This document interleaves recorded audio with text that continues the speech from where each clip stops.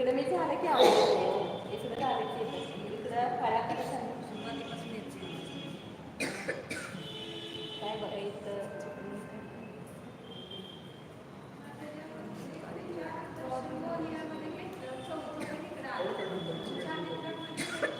नाही 4 नाही 5 ते 5 चुकून झालं माझं बरोबर 5 ते 12 हाँ 1 से 4 और 5 से 12 गुणस्थान चारित्र होने के निमित्त से होते हैं और 13 और 14 योग के निमित्त से। वहाँ पर मोहनीय नहीं है लेकिन योग है उसके निमित्त से 13-14 गुणस्थान होता है। संयोग के योग का सद्भाव योग का अभाव इसलिए योग के निमित्त से 13-14 गुणस्थान होता है।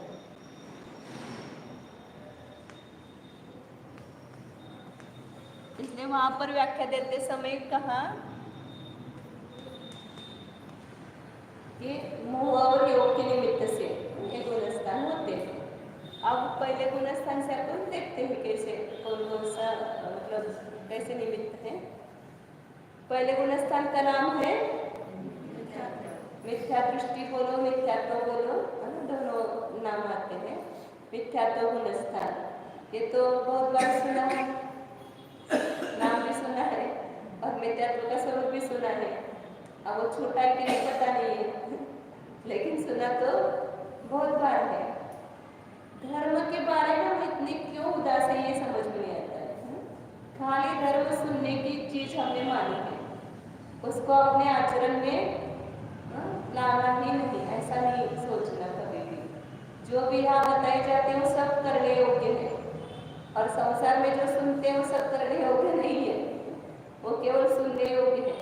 घर की कोई चीज थोड़ा सा भी अपनी निंदा कान पर आती है तो चुप बैठते क्या कितना ये घर में थैमान मतलब किती माझं होतं सर घरात कितना ऐसा वातावरण निर्माण कर देते हैं। लेकिन यहाँ कितनी निंदा चल रही है अपनी तो कुछ लगता है क्या मुझे कह रहे क्यों कह रहे मुझे ऐसा नहीं कहना चाहिए मैं ऐसा हूँ क्या थोड़ा लगना चाहिए अंदर अपने को। इतनी बार हमने मिथ्यात्व की व्याख्या सुनी है और वो मिथ्यात्व अपने में से अभी नहीं निकल रहा है। क्यों नहीं निकल रहा निकल सकता है दवाई है अपने पास तो क्यों नहीं निकल सकता है इसका बार बार विचार करना चाहिए। तो किसको कहा मिथ्यात्व गुणस्थान सबको याद है इसलिए मैं नहीं बता रही हाँ लेकिन पहले गुणस्थान उसको उसका लक्षण क्या बताएंगे। मिथ्यात्व कर्म के उदय से जहाँ पर 7 तत्वों का श्रद्धान आप बोलो मैं बोलूंगी तो 7 तत्वों का विपरीत श्रद्धान होना तो हो या अतत्व श्रद्धान को हो तत्व का अश्रद्धान को हो सब चलता है। वे जैसा पदार्थ है वैसा श्रद्धा नहीं हो रहा है। मिथ्यात्व कर्माच्या उदयाने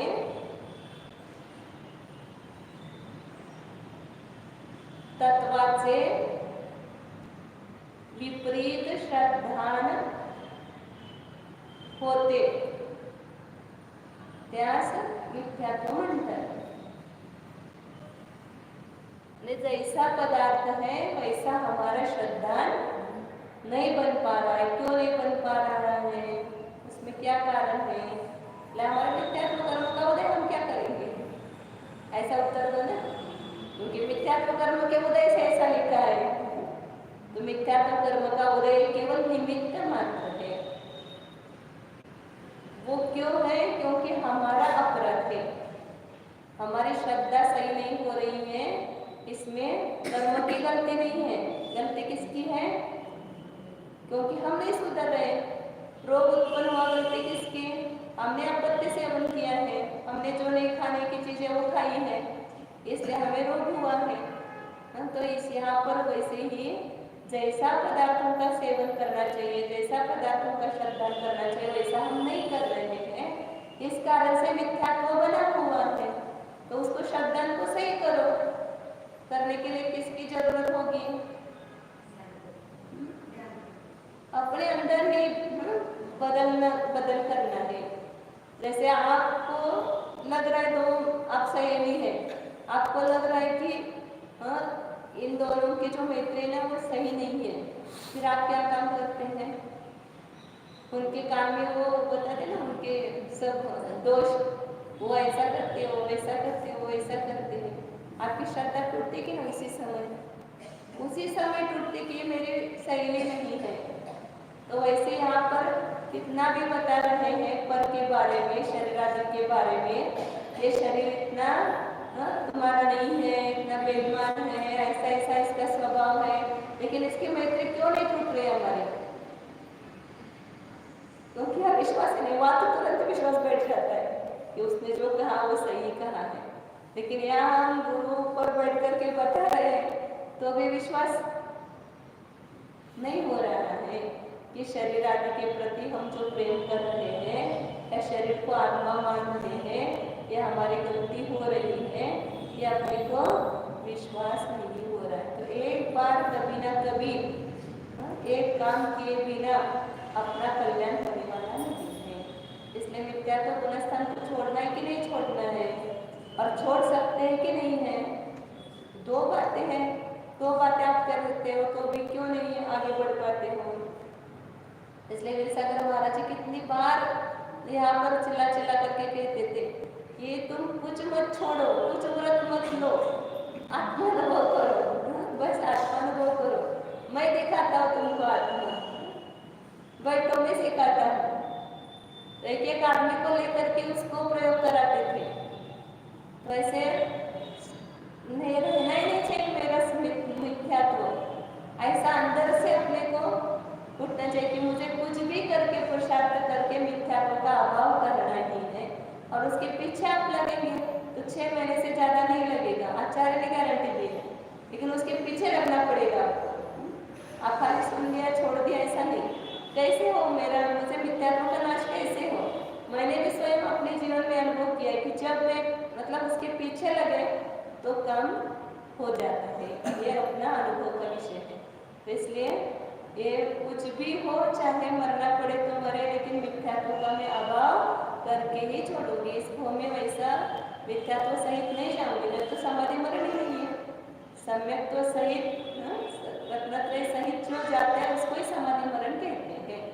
और समाधि साधना मतलब इस रत्नत्व को ले जाना अगले भूमि, उसको ही समाधि कहते हैं। रत्न नहीं तो कैसे ले जाएंगे? रत्न कमाने पड़ेंगे ना अपने को पुरुषार्थ करके, तो कमाओ उस रत्न को। आपके गांव में जो गोरे आए हैं तो रत्न खरीद लो, और हम बता रहे हैं वो रत्न तो आपके पास ही रखे हुए हैं, हमें तो देना ही नहीं है। आपके पास अंदर में भीतर आपके घर में पड़े हैं, लेकिन आपको उसका अभी विश्वास नहीं आ रहा है। इसलिए आचार्य कह रहे जे हे गुणस्थान देण्यासाठी समजून घ्यायचं फार महत्त्वाचा विषय आहे गुणस्थान। कि गुणस्थान अपने जीवन में ही, जीवन की अपनी सीढ़ी है। इस सीढ़ी पर चढ़कर ही मोक्ष रूपी महल में हम पहुंचेंगे। तो अभी कहाँ पर है सब लोग, किस भूमि पर स्थित होते हैं? सभी संसारी जीव पहले मिथ्यारूपी भूमि पर स्थित है, और उस मिथ्यारूपी भूमि पर से ही ये मोक्ष रूपी ये सीढ़ी एक चढ़ के ऊपर जाना पड़ता है। तो पहली सीढ़ी चढ़ेंगे तो कहाँ जाएंगे? सब आगे बताएंगे। इसे सांप सीढ़ी खेलते हैं ना, ऐसे गुणस्थान की सांप सीढ़ी है। सांप के मुख में आते तो नीचे उतरना पड़ता है, और सीढ़ी आई तो ऊपर चढ़ना पड़ता है। ऐसे पहले से एकदम डायरेक्ट चौथे में जाएंगे, 5वें में जाएंगे, 7वें में जाएंगे। कैसे जाएंगे हम बताएंगे अभी। और नहीं तो फिर सांप के मुख में आएंगे, छठे गुणस्थान में आएंगे, या उसमें दूसरे में तो नीचे उतरना पड़ता है। मतलब चौथे से एकदम दूसरे में और पहले में आता है। वो कैसे अभी थोड़ा थोड़ा देखते हैं। तो पहले गुणस्थान का स्वरूप सभी को पक्का हो गया। अब उसका अभाव करना है तो करना क्या है? श्रद्धान समीचीन करना है। और श्रद्धान समीचीन कैसे होगा? तत्व निर्णय से होगा। तत्व निर्णय कैसे होगा? स्वाध्याय के माध्यम से होगा। और स्वाध्याय करके, तत्व निर्णय करके भी यदि हमने ध्यान के द्वारा अपने आत्मा का अनुभव करने का पुरुषार्थ नहीं किया तो एक कार्य होने वाला नहीं है। इसलिए एकांत में बैठ करके ध्यान करना चाहिए, तो अपने को ये सम्यक की प्राप्ति होती है। मिथ्यात्व विपरीत श्रद्धा, तो उसमें निमित्त कौन हुआ?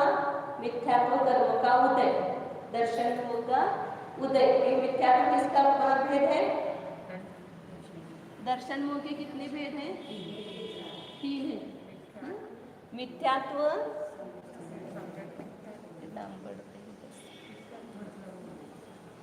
इधर नीचे लिख दीजिए।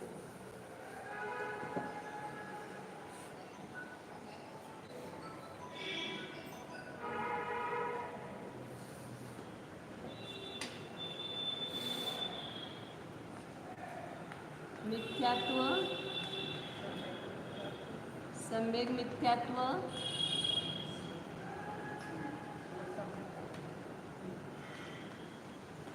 और सम्यक प्रकृति। सम्यक प्रकृति ऐसा बोलते हैं, सम्यक तो नहीं बोलते।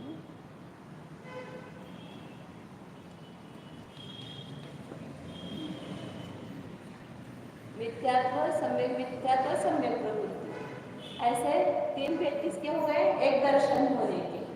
तो पहले गुण स्थान में इस मिथ्यात्व का उदय है और उसके निमित्त से एक कर्म का उदय निमित्त हो गया, लेकिन परिणाम किसके बिगड़े हैं? जीव के। कैसे है परिणाम? विपरीत श्रद्धा रूप है। वस्तु का जैसा स्वरूप है उससे उल्टा श्रद्धा, फिर उसके लिए देवशास्त्र गुरु का भी श्रद्धा जिसका विपरीत है वो भी मिथ्यात्व ही है। स्वपर का भेद विज्ञान नहीं है, आत्मानुभव जिसको नहीं हुआ है वो सब मिथ्यात्व ही है। और उसके भेद प्रभेद वगैरह है, अपने को वो देखना नहीं, अभी खाली गुणस्थान देखना। फिर उसके बाद दूसरा गुणस्थान आता है। कौन सा है दूसरे गुणस्थान का नाम? सासाधन। सासाधन सम्यक दृष्टि ऐसा बोलते हैं।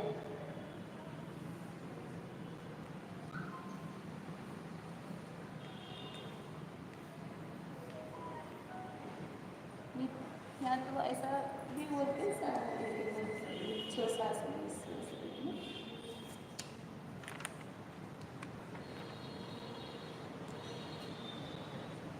मिथ्या दृष्टि ऐसे ज़्यादा देते हैं। मिथ्या दृष्टि तो जीव का विशेषण करेंगे तो मिथ्या दृष्टि बोलेंगे। पहला गुणस्थानवर्ती कौन है? मिथ्या दृष्टि। दूसरा है सासाधन सम्यक दृष्टि। संक्षेप में बोलना है तो केवल सासाधन बोलते हैं, लेकिन वो पूरा उसका ये है नाम सासाधन सम्यक दृष्टि।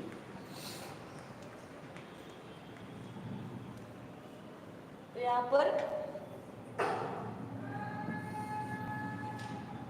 स और आसाधन ऐसे 2 शब्द हैं। स म्हणजे सहित, आसाधन मतलब विराधना, और सम्यक दृष्टि मतलब जिसकी सम्यक दृष्टि की विराधना हो गई है।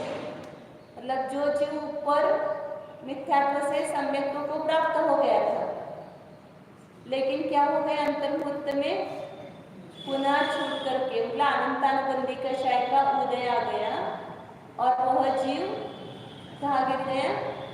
सम्यक्त्व से च्युत हो गया। अभी एक दिन पढ़ा था ना राजर्षि ने, सम्यक्त्व रूपी रत्न शिखर के ऊपर से गिर गया। कहाँ चढ़ा था? रत्न शिखर के शिखर पर चढ़ गया था। सम्यक्त्व रूपी रत्न पर्वत रत्नगिरी के शिखर पर चढ़ गया था, लेकिन उसका श्रद्धान पुनः छूट गया। श्रद्धान हो गया उसको क्या? यही समीचीन है। सब आप जैसे उपदेश सुन रहे और इतना उसका पुरुषार्थ करके उसने ये किया कि अपने आत्मानुभव में लीन हो गया और उसको प्रथमोक्षम सम्यक्त्व की प्राप्ति हो गई, जो अनादिकाल से नहीं थी। ऐसे प्रथमोक्षम सम्यक्त्व उस जीव को हो गया। हाँ, लेकिन वो उसका काल उपशम ही किया था, तो उसका काल अंतर्मुहूर्त है। और अंतर्मुहूर्त के बाद यदि वह उस श्रद्धा में नहीं रह पाता है, च्युत हो जाता है, तो क्या कैसे च्युत होता है? तो उसमें अनेक प्रकार से च्युत होना होता है। तो अभी सम्यक्त्व का काल पूरा होने के पहले ही उसको अनंतानुबंधी कषाय का उदय आ जाता है, तो वह जीव सम्यक्त्व से छूट जाता है, उसकी सम्यक श्रद्धा तो छूट जाती है और अभी मिथ्यात्व को प्राप्त नहीं होता है। ऐसे जो उसकी थोड़े काल के लिए एक आपने बताने के लिए 1 सेकंड भी नहीं है काल साधन गुणस्थान का 6 अवली मतलब बहुत छोटा काल है कि जो अपना विषय नहीं हो सकता, इतने काल के लिए वो च्युत हो करके उस गुणस्थान से निकलता है। तो उसको कहते हैं साधन सम्यक। तो उसकी व्याख्या लिखो, अनंतानुबंधी कषाय, अनंतानुबंधी कषायाच्या कोणत्या तरी एका कषायाच्या उदयाने असं म्हणा, अनंतानुबंधी पैकी कोणत्या तरी एका कषायाच्या उदयाने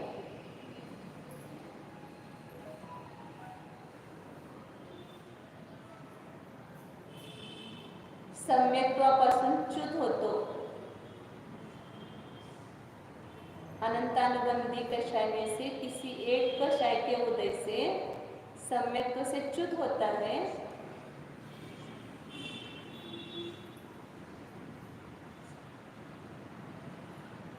आणि जोपर्यंत मिथ्यात्वाला प्राप्त होत नहीं, जब तक मिथ्यात्व को प्राप्त नहीं होता है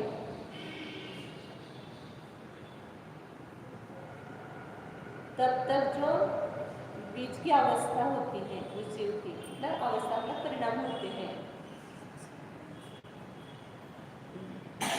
मधल्या काळामध्ये जे जीवाचे परिणाम होतात ते सम्यक्त्वापासून च्युत झाला आणि मिथ्यात्वाला प्राप्त झाला आहे, अशा मधल्या काळामध्ये जे जीवाचे परिणाम होतात। अनंतानुबंधी कषायपैकी कोणत्या तरी एका कषायाचा उदय आला असताना, आता ते अजून तर थोडी लांब आहे ती व्याख्या, मी थोडक्यासाठी, परंतु सम्यक्त्वाचा काळ असा अजून त्याच्यामध्ये ए जास्तीत जास्त किती राहिला 6 अवली आणि कमीत कमी 1 समय।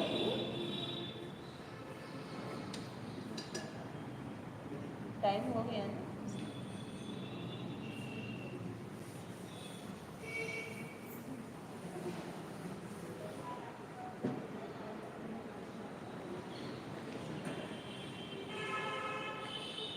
इकडे बघा, आता एवढा सम्यक्त्वाचा काय होता, प्रथमोक्षम सम्यक्त्व अंतर्मुहूर्त काल होता है इसका ज्यादा से ज्यादा, तो एक 100 समय उसका समय था, ऐसा समझो कि 100 समय तक वह सम्यक्त्व का काल यदि कोई जीव रहता है तो वो रह सकता है। लेकिन जब यह जीव एक 4 समय की अवधि मानो, एक मानने के लिए असंख्या समय की एक अवधि होती है, ऐसा माना अपन, तो यह जीव यहाँ से सम्य दृष्टि हो गया, पहले मिथ्या दृष्टि था, सम्य दृष्टि बन गया और ऐसे पहले समय से लेकर के 76वें समय तक वो सम्यक्ति बना रहा। अभी कितना रहने वाला था 24 समय, लेकिन तब क्या हो गया, उसके अचानक अनंतानुबंधी कषाय का उदय आ गया। वो सम्यक्ति हुआ था तो अनंतानुबंधी कषाय का उदय नहीं रहता है, और वह अनंतानुबंधी कषाय का उदय आ गया उस जीव को, तो उस समय क्या हो जाता है, मतलब वो बाह्य निमित्त रूप से उसके अंतरंग परिणामों में भी इस प्रकार की स्थिरता नहीं है, वो अपने स्थिरता से भ्रष्ट हो गया, इसलिए वो दूसरे गुणस्थान में आता है। मतलब यहाँ पर सम्यक्त्व नष्ट हो जाता है 77वें समय में, उसको अनंतानुबंधी का उदय आया तो, और क्या हो जाता है, वो जीव चौथे गुणस्थान में न रह करके दूसरे गुणस्थानवर्ती हो जाता है, क्योंकि यहाँ के परिणामों की और यहाँ के परिणामों की जाति अलग है। ये सम्यक तो सही थे और उसके सम्यक तो श्रद्धा छूट गई, लेकिन अभी मिथ्या दृष्टि नहीं हुआ है। मिथ्या दृष्टि कब होगा, सम्यक का काल पूरा होने के बाद ही होगा। इसलिए वो कितने काल तक, बीच में 24 समय तक क्या हुआ,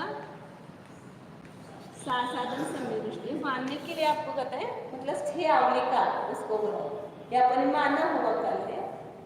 वास्तविक गणित में क्या बोलेंगे, 6 अवली ज्यादा से ज्यादा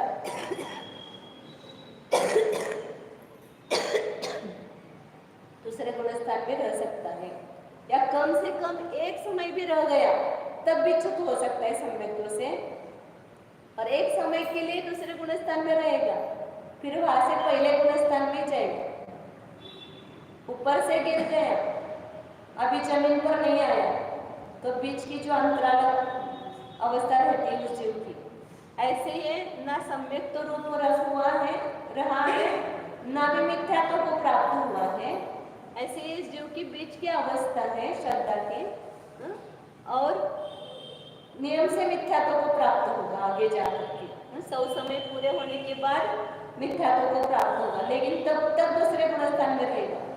कोई जीव 77वें समय में आएगा, कोई 78वें में आएगा, कोई 79 में आएगा, ऐसे बीच के कोई भी समय में यह जीव दूसरे गुणस्थान में आ सकता है। आएगा ही सभी जीव ऐसा भी नहीं है। कोई जीव आए तो इसी काल में आएगा, दूसरे गुणस्थान का काल इस प्रथमोक्षम सम्यक्त्व के काल के बीच में ये 6 अवधि रहने पर ही है। आगे पीछे कहीं पर भी दूसरा गुणस्थान किसी जीव को होता नहीं है। समझ में आया? क्या समझ में आया? ऊपर से गया?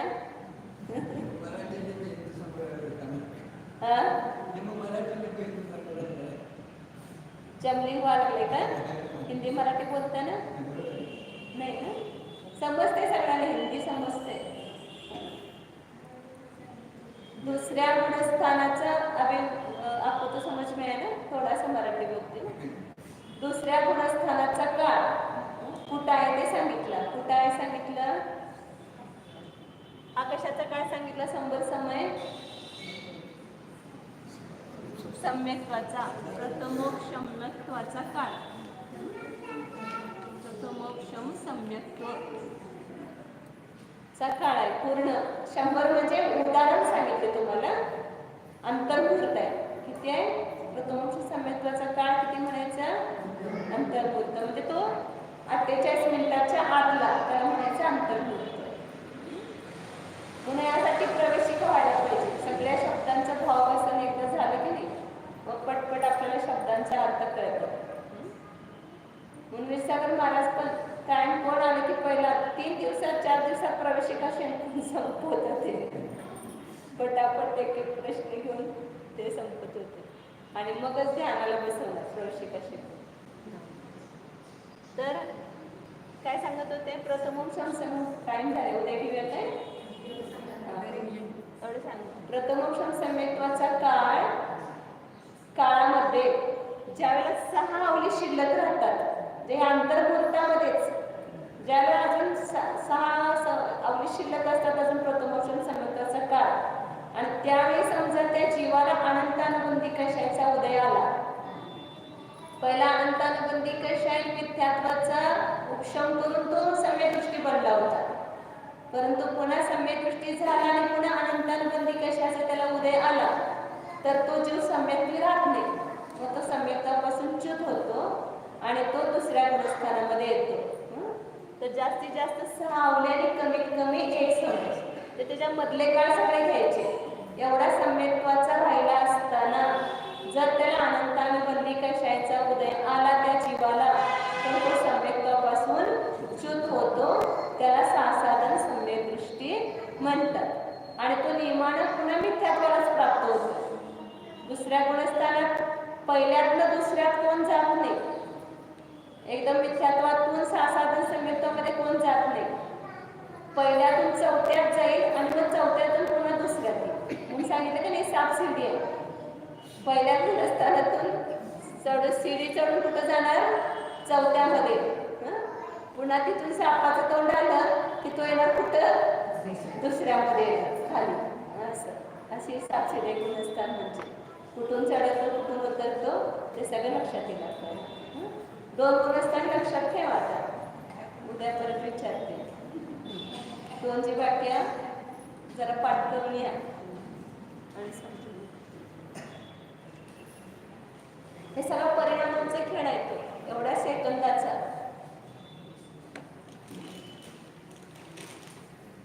सेकंदाचा कितवा भाग असेल दुसऱ्या गुणस्थानाचा काळ? संख्यात 1000वा भाग दुसऱ्या गुणस्थान. एका सेकंदाचा पण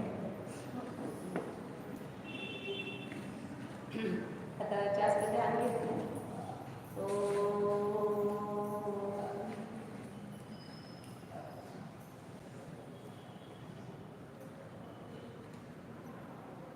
जाने हमें शुद्ध चैतन्यमय जीव ही हूँ,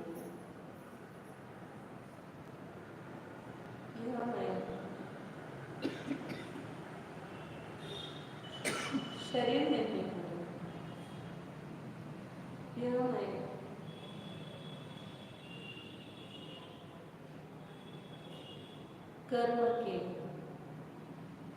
कर्म की अवस्थाओं से भिन्न हूँ. जानिए, अपने जीव को जानिए. यह मैं इन गुणस्थानादि भावों से भी भिन्न हूँ. गुणस्थान अशुद्ध निश्चय से जुड़ते हैं. शुद्ध निश्चय के द्वारा अपने जीव को देखो, उसमें गुणस्थान भी दिखाई नहीं देते हैं. जीव केवल परम कारण में चैतन्य भाव स्वरूप से ही विराजमान है. सदा शुद्ध है, सिद्ध समान है, संपूर्ण विभावों से रहित है. ऐसे परम विशुद्ध ज्ञानानंद स्वरूप अपने चैतन्य परमात्मा को जानिए. देखो, भीतर अपना परमात्मा अपने में ही है, बाहर नहीं है. भीतर के परमात्मा के दर्शन कीजिए. शुद्ध चैतन्य स्व